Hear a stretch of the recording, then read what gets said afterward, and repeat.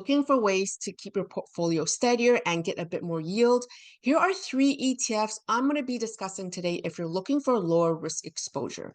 I'm Michelle Hung, a senior wealth advisor and associate portfolio manager at TriDelta Private Wealth. I'm also a financial educator and author.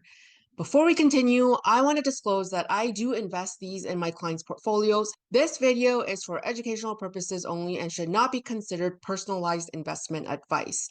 Whether these funds are right for you depends entirely on your individual circumstances, including your risk tolerance, investment timeline, income needs, and overall portfolio allocation. What works for one investor may not be suitable for another. Now let's dive into this. These three ETFs I'm about to discuss, I consider these lowish risk in that they fall between low and low to medium risk category as per their risk rating on their website. The first ETF is the Purpose Credit Opportunities Fund. This is a fixed income ETF. It is a low to medium risk rating. The current annualized distribution yield is around 5.44%. Now, what is this invested in? As you can see, 43% of this portfolio is in high yield bonds. So these are bonds that pay higher interest rates than the government of Canada or US Treasuries or a bond issued by RBC, which will be considered investment grade. Now, this is why it's in the low to medium risk category because a lot of these bonds are high yield bonds. So the risks underlying high yield bonds will be like what is their likelihood of paying? What is their default risk? What is the quality of the company issuing this bond? They're borrowing money from investors. What is their likelihood of making the interest payments on time, paying back their investors, their original principal? What is the financial health of the company? So if we take a look at the top 10 positions, we can see first one is Canadian government bond. So that's low risk, AAA quality, because we know Canada is not going to default on their payments. And then there's EchoStar Corporation. It's paying 10.75%. EchoStar is a $21 billion US company. It's in telecom. They specialize in satellite communication, wireless, and internet services. So this is not a Microsoft, which is AAA quality rated, the highest quality rating. The risk profile of EchoStar and Microsoft, it's not the same, which is why borrowers of EchoStar would be like, well, you're going to have to pay me a higher interest rate because you're not a Microsoft. So the majority of the fund, they're in high yield bonds and then followed by government bonds and then investment grade bonds. The second ETF is the Global X Active Global Fixed Income ETF. It's paying around 5.7% when we look at the annualized distribution yield.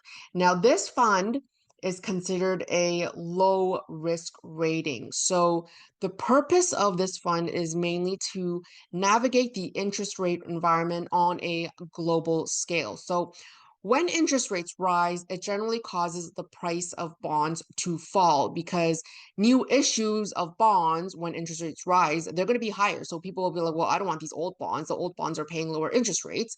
And the new issues, the new bonds are paying higher interest rates. Why would I buy these old bonds? Okay, so less demand for the old bonds.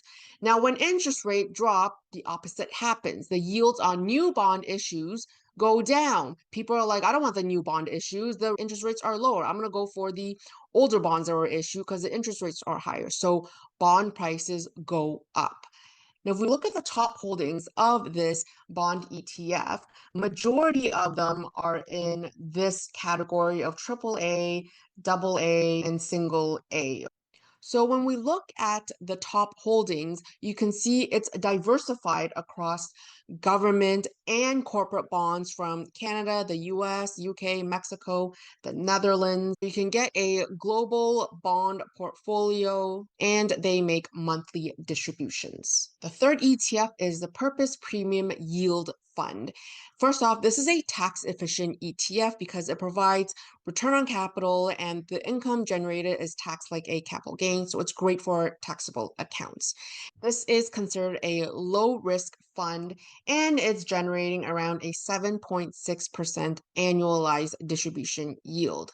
So the fund generates most of its return from selling put options. Now, when they sell put options, there is a risk that if the underlying stocks of those options go down, they would have to deliver on the stock or cash to the other party that makes a profit. So they set aside the cash to make sure they can deliver on the obligation if they need to. There's no leverage involved. They actually have set aside enough cash just in case they need to owe the other party and they're not scrambling for that money or being forced to buy the stock at a higher price than what they have sold it for.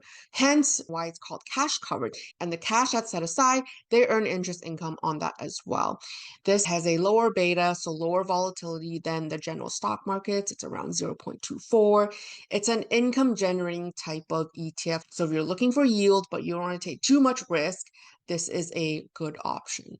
The first two ETFs are classified as fixed income, as the underlying investments in those funds are bonds, right? Corporate bonds, government bonds. Purpose premium yield, although classified as low risk, I would still categorize it as an equity because there's still exposure to the stock market. Again, not all equities are equal. Some are lower risk in nature compared to others.